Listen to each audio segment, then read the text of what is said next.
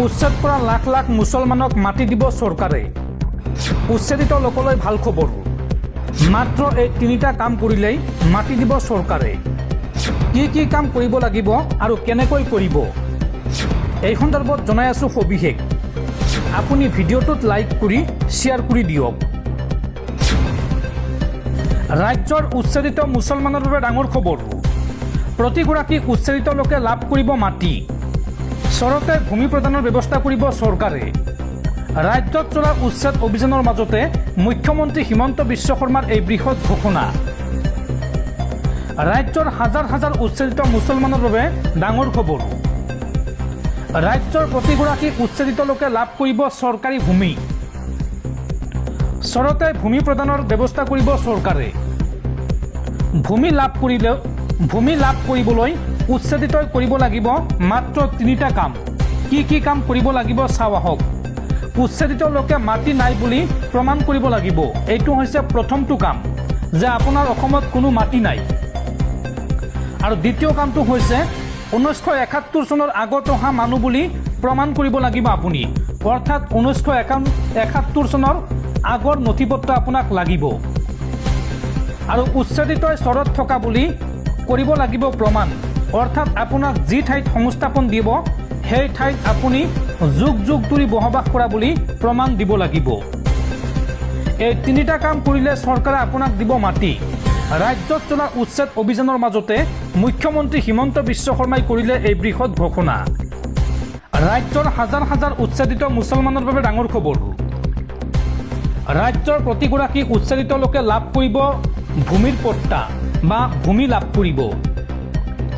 চৰতে ভূমি প্ৰদানৰ ব্যৱস্থা কৰিব চৰকাৰে। আৰু ভূমি লাভ কৰিবলৈ উচ্ছেদিতই কৰিব লাগিব মাত্ৰ তিনিটা কাম। এই তিনিটা কাম কৰিলেই উচ্ছেদিত লোকসকলে লাভ কৰিব মাটি। কি কি কাম কৰিব লাগিব চাওঁ আহক। প্ৰথম কামটো হৈছে উচ্ছেদিত লোকে মাটি নাই বুলি প্ৰমাণ কৰিব লাগিব। আপোনাৰ অসমত যে মাটি নাই সেই কথাটো আপুনি প্ৰমাণ কৰিব লাগিব।